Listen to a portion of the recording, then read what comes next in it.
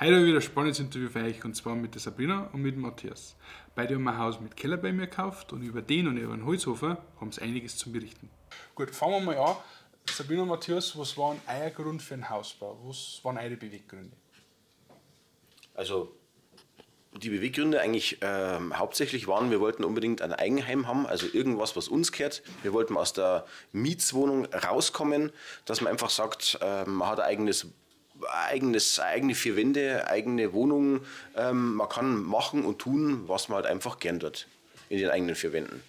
Also Unabhängigkeit, keine Miete mehr zahlen und was Eigens haben. Genau, richtig. Und halt dann auch eigentlich auch für die Zukunft, dann auch für die Kinder, dass man sagt, okay, sie haben halt dann auch schon was Festes, dass dann da auch was...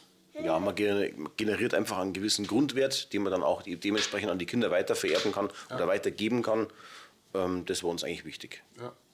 Ja, super, ist ja ein wichtiger Grund. Man hat für Kinder was und man kommt aus der Wohnung raus. Absolut nachvollziehbar. Ihr habt euch ja dann für einen Bau von einem Fertighaus entschieden. Wie seid ihr da auf die Ideen gekommen? Habt ihr andere Bauweisen auch verglichen oder wie war das so? Wir haben uns auch die anderen Bauweisen angeschaut oder auch verglichen untereinander, und uns war es eigentlich wichtig, dass wir gesagt haben, ja, wenn wir das Ganze durchziehen wollen, dann soll es erstens schnell gehen, dadurch eben auch das Fertighaus, und was wir auch so gehört haben, die generell Grundwerte von einem Fertighaus sind ja gar nicht schlecht. Also es hat eine wunderbare Wärmedämmung, es ist schnell aufzubauen und ja, vom Preis-Leistungs-Verhältnis her ist doch auch auf alle Fälle sehr interessant gewesen. Und Sabrina, hast du zum Beispiel irgendwelche besonderen Wünsche gehabt, wenn du sagst, ihr baut jetzt Haus, jetzt muss unbedingt ein goldener Brunnen vor der Haustür stehen oder irgendwas, was euch wichtig war? Grundsätzlich nein. Also war jetzt wirklich nichts dabei, wo ich sage, oh doch, eins habe ich unbedingt haben wollen, es war eine Eckbadewanne. Eckbadewanne? Eckbadewanne, die hat unbedingt sein müssen. Ich weiß aber nicht warum, das war schon immer mein Wunsch. Und ich habe eigentlich wirklich nie damit gerechnet, dass ich baue. Dass ich mein eigenes Haus selber baue, habe ich nie damit gerechnet. Nein. Und deswegen habe ich da eigentlich auch nicht wirklich große Wünsche gehabt. Nein. Warum hast du nicht gerechnet damit, dass ihr Haus baut? Ich weiß nicht, das war familiär. Wir waren schon immer in einem Mietshaus. Wir haben ja selber nie gebaut und keine Ahnung, ich kann da wirklich nicht sagen, warum dass ich nie damit gerechnet habe, dass ich da selber bauen tue. Weil ich war es auch nicht gewohnt, bin ich ganz ehrlich. Meine Eltern waren in einem Mietshaus und deswegen war das für mich eigentlich nie der Gedanke, dass ich jetzt selber bauen tue. Ist klar, was man von daheim nicht kennt, Nee, dann... du kennst das halt dann auch so nicht. Und wie gesagt, meine Eckbadewanne, doch, das war mein größter Wunsch, ja. Und haben wir die gekriegt? Ja. Ich hab die gekriegt, ja. Ja, das ist doch schön. Ja. Und was steht hier so fest, was ist jetzt anders in einem eigenen Haus wie zur Wohnung? Weil du lebst ganz anders. Du sagst, das ist deins. Es ist deins. Du musst nicht nach dem Vermieter fragen, darf ich das machen, sondern du kannst es dann selber entscheiden und du kannst es dann auch selber machen. Und das war halt dann schon, das ist doch eine Erleichterung dann auch. Einfach Freiheit. Genau, ja. Freiheit einfach auch. Und der Gedanke zum Sagen, oder der Gedanke zum Haben, das ist deins, das ist auch ganz was anderes. Als wie wenn du in der Miete drin bist und halt dann, ja, da... Ja, immer mit dem Gedanken spielt, das gehört man nicht. Ich muss wegen jedem Punkt fragen, darf ich das machen, darf ich das machen, welche Farbe habe ich zu verwenden, darf ich das Zimmer schwarz streichen oder gelb oder grün. Heißt zwar nicht, dass wir das machen wollen, um Gottes Willen, aber wenn ich es wollte, könnte ich es machen, ohne irgendjemanden fragen zu müssen. Einfach die Freiheit zum Tun, Genau. was man haben möchte. Ja. Das auf alle Fälle, ja. Darf Sie irgendwelche Nachteile sehen in einem Haus? Wird es nicht stark geben, oder? Nein. Nein, gar nicht. Überhaupt nichts, oder? Nee. Also mir wäre jetzt nichts aufgefallen, wo ich sage, ja, das wäre jetzt ein riesen Nachteil, wenn man ein Eigenheim hat. Es bringt eigentlich mehr Vorteile als sonst irgendwas. Ja. Wenn man investiert für sein Eigenkapital, sage ich jetzt Genau. mal, man hat Freiheiten, wo man vorher nicht gehabt hat. Ja, genau. Weil wenn man sich eigentlich so überlegt, wenn man jahrelang in Miete wohnt, natürlich auch zur Miete wohnen hat seine Vor- und Nachteile. Die Vorteile ist halt einfach, man ist flexibel, wenn man sagt, ich möchte nächsten Monat nicht mehr in dem Haus wohnen, möchte in eine andere Stadt ziehen oder ähnliches, bin ich nicht gebunden, gar kein Problem, kann man sofort machen. Nachteil ist halt ganz klar, das ganze Geld, was man eben an Miete zahlt, man kann es auch in sein Eigenheim investieren, um irgendwann zu sagen, so, jetzt ist die letzte Rate, jetzt bin ich fertig, meine Altersvorsorge hat sich rentiert, ich muss keine Miete mehr zahlen. Ja. Ist natürlich super fürs Alter, gell, weil man einfach was hat, wo es dann nur noch die Betriebskosten im Endeffekt Genau, richtig. Und da ist ein Fertighaus natürlich nicht schlecht, weil die Heizkosten einfach niedrig sind. Ja. Apropos Heizkosten, kannst du da schon ungefähr was sagen? Wie hat das die gekommen? Sind die zufriedenstellend, sage ich jetzt mal? Oder? Also Heizkosten sind wir sehr überrascht, also extrem überrascht. Wir haben eine Gaszentralheizung drin, wir haben im kompletten Haus eine Fußbodenheizung, also Erdgeschoss, erster Stock und Keller. Und wir brauchen extrem wenig Gas. Also extrem wenig. Wir haben auch einen Holzofen und der läuft bei uns eigentlich auch im Winter tagtäglich, weil Holzofen ist halt einfach generiert eine andere Wärme. Einfach wohlfühlender, angenehmer. Und wir sind schon immer gewohnt, eben mit einem Holzofen auch zuzuheizen oder mitzuheizen. Und ich sag mal, ja, Probleme irgendwie, ja, momentan Energiekrise, ähnliches, nur noch 19 Grad in der Wohnung oder ähnliches, das gibt es bei uns gar nicht, also kennen wir gar nicht. Bei uns ist konstant, also mindestens Minimum 22 Grad aufwärts. Kommt auch teilweise mal vor, dass wir 28 Grad haben, aber dann müssen wir einfach mal, genau, mal kurz zwischenlüften. Aber sagen wir so, das Haus hält auch extrem gut die Wärme. Also von der Isolierung her top, kann man wirklich nichts sagen. Weil wir gerade sagen, Ofen ist ja so ein Highlight, was ihr habt, was nicht jeder hat. Ja. Hat es da irgendwelche Sachen gegeben, was ihr machen habt müssen, wie ein Unterdruckwächter oder wie ist da der Kaminkehrer gewesen, sage ich jetzt mal? Also vom Kaminkehrer gab es auch überhaupt gar keine Probleme. Das Einzige, was eben war, hätten wir einen Dunstabzug, der eben nach draußen Abluft, also nach einer Außenabluft hätte, dann wäre ein Druckwächter vorgeschrieben gewesen. Der Ofen ist auch soweit vorbereitet, also da ist ein Sensor bereits mit drin. Sollte die Tür geöffnet werden, besteht die Möglichkeit, also der Anschluss wurde auch hinter dem Schrank, ist eine Dose, ist es soweit gelegt, dass man eben den Dunstabzug damit anklemmen könnte und ganz unkompliziert das eben dann dementsprechend abschalten, wenn die Tür geöffnet wird. Also ist ja schon alles vorbereitet. Ist alles vorbereitet. Das wisst ihr eigentlich gar nicht. Da ist auch was gelernt, gell? Ich habe schon öfters gedacht, was die Dose da hinter dem Schrank ist. Da schau her. Jetzt weiß ich es. Erkennen wir gelernt. Was auch sehr interessant ist bei euch, ihr habt einen Keller, das Ja. hat auch nicht jeder Bauherr. Was für Zimmer haben da unten Platz gefunden? Gehört das nur Matthias oder darfst du da auch weg? Mein Hobbyraum ist auch unten. Ja, ja, da ist Sabrinas Hobbyraum unten. Die darf sie sich tagtäglich austoben. Am Wäschetrockner, an der Waschmaschine, Also Wäsche ein aufhängen. Brettspiel hast du dann dran. Ja, Du. alles, was das Frauenherz begehrt. Ja, generell im Keller. Also wie gesagt, wir wollen keinen Keller missen. Wir sind sehr, sehr froh, dass wir auch einen Keller haben, weil ja, mit der Zeit, es sammeln sich halt einfach immer wieder gewisse Sachen an. Wohin damit? Oder einfach irgendwelche ja, Hobbys, die man ausleben möchte oder machen möchte. Und ja, bei uns im Keller hat die Sauna ihren Platz gefunden. Bei uns hat unser Schlafzimmer im Keller Platz gefunden. Vor allem, weil man sagt, ja, im Sommer, es gibt nichts Schöneres, als einen kühlen Schlafraum oder Schlafplatz zu finden. Deswegen haben wir auch eben unser Schlafzimmer in den Keller verlegt. Keller ist dementsprechend, wie schon gesagt, ausgebaut. Wir haben eine Fußbodenheizung mit drin. Ja, und alles, was man eben sonst braucht. Also ein Kickerkasten steht unten, eine kleine Werkstatt ist mit drin. Alles, was man eben so Technikraum braucht. ist halt auch unten. Technikraum, genau. Der wäre ja eigentlich normalerweise hier im Erdgeschoss. Und dadurch, dass wir den Keller dann gebaut haben, haben wir gesagt, dann werden wir aber den Technikraum unten hier, dass wir hier oben nochmal ein separates Zimmer haben. Genau.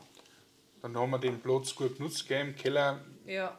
Da stört es nicht. Nein, das Genau. stört's überhaupt nicht, genau. Und es ist auch leise. Also die Heizung macht halt natürlich auch ab und zu mal ein Ja, Lärm Heizung, oder Lüftungsanlage. Und da haben wir schon froh, dass das unten im Keller ist. Was immer interessant ist, ist Energiestandard und Keller. Habt ihr eine KfW-Förderung damals in Anspruch genommen? Ja, wir haben eine KfW, also KfW 55 in Anspruch genommen. Dementsprechend sind auch zusätzliche Isolierungen hier mit eingebaut worden. Dachbodenisolierung ist nochmal mit aufgedoppelt worden. Und ja, es bringt auf alle Fälle Vorteile. Je besser das Haus isoliert ist, desto länger und dann besser hält es eben auch die Wärme. Habt ihr, jetzt, wenn ihr im Keller unten seid, ein anderes Raumgefühl wie herum oder kannst du sagen, das ist ungefähr gleich? Das ist ungefähr gleich. Also es gibt keine Unterschiede generell im ganzen Haus durch die Lüftungsanlage, die eben hier mit verbaut ist. Das Raumklima an sich ist in jedem Raum gleich, was halt auch extrem einen Unterschied macht, wenn man irgendwo in welchen Räumen, die man gerne kälter hätte als andere Räume. Die Tür ist geschlossen, dementsprechend das Thermostat vom Zimmer ist runtergesetzt worden. Die Temperaturen im Zimmer, die werden aber auch auf alle Fälle eingehalten. Also natürlich, wenn die Türen offen sind, ist ganz klar, dann gleicht sich das irgendwo im Raum an oder im ganzen Haus. Aber wenn die Türen zu sind, dann kann man auch die einzelnen Klimazonen im Haus unterschiedlich regulieren. Und ist euer Keller dann beheizt und belüftet und gedämmt dann wahrscheinlich, oder? Der Keller ist gedämmt, belüftet und geheizt, richtig. Also habt sogenannte thermische Hülle geht praktisch bis zum Keller oben. Genau, richtig. Super. Jetzt, was natürlich auch ganz interessant war, jetzt gibt es ja mehrere Fertighaushersteller am Markt und ihr habt ja dann mit Sicherheit auch mehrere Angebote eingeholt. Ist euch da bei der Beratung oder bei den Angeboten das passiert, oder? Ich will es vermeiden. Das ist ja kein Problem. Ist euch dann bei der Beratung oder bei den Angeboten irgendwelche Unterschiede aufgefallen? Also es gab natürlich Preisunterschiede bei den Angeboten, die wir eben eingeholt haben. Und ich sag, wir waren mit unserem Berater sehr zufrieden, weil er von Grund auf oder gleich auf ehrlich war. Das ist doch mir. Ja. Ehrlich war, gutes Wissen.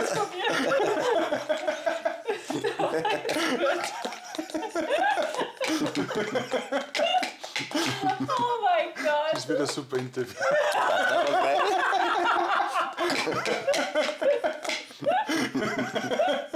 Entschuldigung, ich hab dich unterbrochen. Das ist nicht schlimm. Der war gut. Oh nein. Jetzt weißt du es nicht mehr. Jo. Ja, mit unserem Berater waren wir eben sehr zufrieden, weil er von Grund auf ehrlich war und uns auch gute Tipps gegeben hat. Auch alles gleich offen und vor allem preislich, das war uns nämlich ganz, ganz wichtig, dass eben auch, wie gesagt, die Kosten eben dahinter stehen im Angebot, weil bei ganz vielen anderen Firmen, wo wir uns auch Angebote eingeholt haben, da war es eben relativ schwierig, die einzelnen Kostenblöcke dementsprechend aufzuzeigen. Wenn ich das mit dazu nehme, was kostet denn das extra oder was kostet es mehr? Genau. Ja, durch den Herrn Zink waren wir eben sehr gut beraten. Also oder Andi. Also durch den Andreas waren wir eben sehr gut beraten, waren wir zufrieden, hat alles gepasst, also sehr gut. Er kriegt kein Geld dafür. Nein.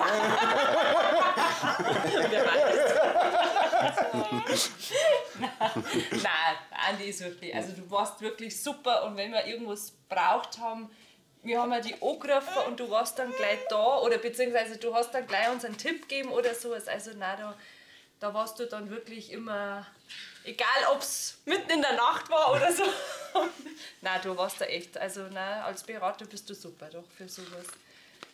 Das freut mich. Also falls ihr euch mit eurer Entscheidung bestätigt, dass das gut war, Fertighaus zu bauen. Ja, auf alle Fälle. Doch. Also ich darf, wenn ich nochmal bauen sollte, dann ich nichts anderes machen. Also ich darf wieder Fertighaus machen. Ja. Was zum Beispiel so Sachen sind, was jetzt viele Leute interessieren, zum einen Befestigung an der Wand. Ist das irgendwie aufwendiger bei einer anderen Bauweise? Ist das einfacher? Oder? Also, ich sag mal, irgendwelche Regale aufhängen oder ähnliches funktioniert ohne Probleme. Man hat die Rigipswand an sich. Natürlich, Rigips an sich hält nichts, wenn man da eine Schraube reindreht, aber dahinter befindet sich eine OSB-Platte und da kann man alles anhängen, was man gerne anhängen möchte. Also bis jetzt haben wir noch keine Probleme gehabt, dass irgendwelche Regale von der Wand gefallen werden oder dass wir noch irgendwas nicht befestigen haben können. Waschbecken halten oben, gleiches Prinzip, Toilette, man kennt selber, da kommt ordentlich Gewicht drauf und hängt genauso an der Rigipswand, am Holzständer, gibt überhaupt gar keine Probleme. Also natürlich machst du dir Gedanken, hält das jetzt aus oder nicht, oder, aber nein, es hält wirklich alles. Wir haben uns vom Schreiner uns ein Regal machen lassen. Ist durch das Holz natürlich auch einiges schwer, aber wir haben ganz normale Schrauben drin und das Holz. Ja. Also es ist auch noch nicht runtergefallen. Ja, aber sowas beschäftigt die Leute natürlich. Ja. Was auch ganz interessant ist, Holzofen. Wenn jetzt du den volle Kanne einholst, habt ihr dann noch ein Gewand an, oder? Jetzt gehen wir schon so weit. Nein, aber da wird es ziemlich warm, oder? Dann wird es ziemlich warm. Ja. Also unser Maximum, was wir schon mal erreicht haben hier drin, das war Winter, draußen irgendwas minus 8, 9, 10 Grad. Hier drin waren 30 Grad. Also weil wir den Ofen mal richtig voll gemacht haben und gedacht haben, ja, jetzt mal sauber einheizen. Aber es war dann wirklich so, dass wir die Türen haben aufreißen müssen, dass wir normale Temperaturen da drin herrschen. Und du musst ja auch noch dazu sagen, Gasheizung ist aus. Die ist aus. Die ist aus, also die ist nur für Warmwasser da. Aber heizen grundsätzlich das Haus, der wir mir momentan gar nicht. So. Nur mit dem Holzofen. Genau. Und also, es ist wirklich oben, sind alle Räume warm. Da gibt es jetzt keins, da wo man sagt, oh, da müssen wir jetzt die Heizung einschalten, sondern sind durch den Holzofen haben alle Räume warm. Ja, die Wärme zieht automatisch nach oben. Also was Sie frei habt, da auf, gell? Richtig, der Aufgang oder Treppengang ist frei. Wärme zieht automatisch nach oben. Oben im Zimmer oder in den Zimmern sind die Türen generell offen.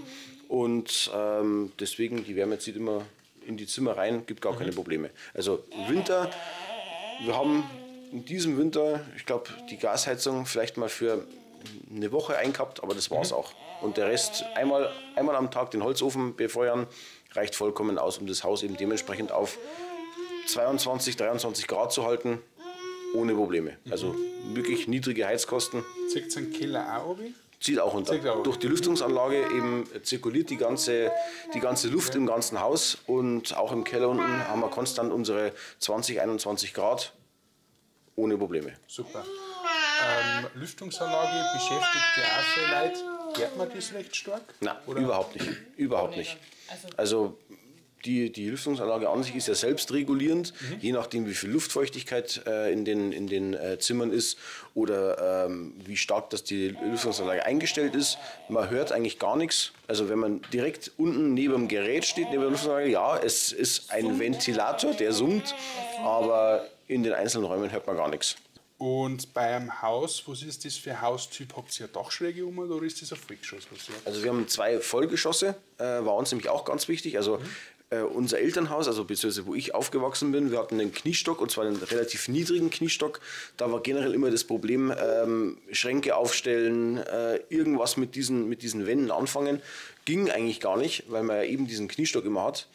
Und ich kann mich noch daran erinnern, mein Bett stand damals direkt unter der Dachschräge, und jedes Mal, oder naja, nicht jedes Mal, aber öfter, wenn man aus dem Schlaf aufgewacht ist oder ähnliches und dann hoch, hat man sich natürlich auch den Kopf angestoßen teilweise, wo ich gesagt habe, na, das wollen wir nicht, und wir sind heilfroh, dass wir eben diese 2 Vollgeschosse haben. Wir können an jeder Wand Schränke aufstellen, irgendwas befestigen, ohne Probleme, also da gibt es überhaupt gar keine, also passt perfekt. Dann habt ihr einen relativ niedrigen Kniestock wahrscheinlich bei euch gehabt, ja, gell? Genau. Was für Leute wichtig ist, das ist die Budgetplanung. Vorher hast du schon ein bisschen was angedeutet mit Preise und sowas. Ist die Budgetplanung aufgegangen? Also hat das passt, was wir da gemacht haben? Oder? Also ich sage, vom Haus an sich, was wir da geplant haben, hat auf alle Fälle gepasst. Natürlich, es kommen beim Hausbau generell so viele Kostenpunkte auf, die gar nicht eingeplant waren oder die man einfach schlichtweg vergessen hat. Aber ich sage mal so, im Großen und Ganzen, wir waren schon relativ gut dran vor der Kostenaufstellung, weil du hast uns ja auch damals gut beraten, die einzelnen Grundkosten, was denn, wie gesagt, von Grund auf Grundstückskosten und dann Notarkosten, alles, was man eben dann noch alles erwartet, haben wir alles mit dabei gehabt und mit drin gehabt, und ich sage mal, vom Gesamtbudget waren wir gar nicht mehr dann so weit weg. Ja, super. Wem darf jetzt ihr ein Fertighaus empfehlen und wer soll jetzt dann da zu mir kommen? Für wen war das interessant? Ich sag mal, generell für Leute, also interessant ist generell für jeden, der sich ein Eigenheim wünscht, einfach mal beraten lassen und dann abwägen, ja, welche Varianten kommen denn in Frage. Und ich sag mal, es gibt eigentlich nichts Schnelleres als eben so ein Fertighaus. Natürlich braucht es eine gewisse Zeit, bis das Ganze gefertigt wurde. Das Aufstellen an sich vom Haus ist in einem Tag erledigt und dann kann man direkt täglich zuschauen, wie das Haus innen drin wächst, wie es fertiggestellt wird. Und das ist eigentlich auch faszinierend. Also ist wirklich was Tolles und wir können uns bis jetzt nicht beklagen, sei es mit den Heizkosten, sei es mit der Isolierung, mit den Unterhaltskosten vom Haus, sprich Heizung, alles was man eben so braucht. Wir sind bis jetzt total zufrieden. Ja, und vor allem auch die Beratung von dir auch. Also wir haben uns dann einen Tag getroffen und das war gleich sympathisch und wir haben da eigentlich gleich gut verstanden und die Beratung an sich mit dir, das war halt einfach super und da haben wir gewusst, wir haben auf dem richtigen Weg und wir können auf dich verlassen und deswegen haben wir gesagt, na, das machen wir. Das passt, das machen wir so. Ja, weil das war einfach, ja, wir haben uns halt dann auch gleich gut verstanden, das war halt dann echt und ja. Danke an Sabrina und Matthias, das war wieder ein lustiges Interview. Bei der Frage, ob du einen Bummplatten oder einen Keller nehmen sollst und was das wichtig für dich ist, kann ich dir gerne weiterhelfen. Tragt jetzt einfach jetzt auf der Homepage zink-fertighaus.de für kostenloses Beratungsgespräch und wir schauen mal, wie ich dir helfen kann. Ein Link ist in der Videobeschreibung oder in die Kommentare.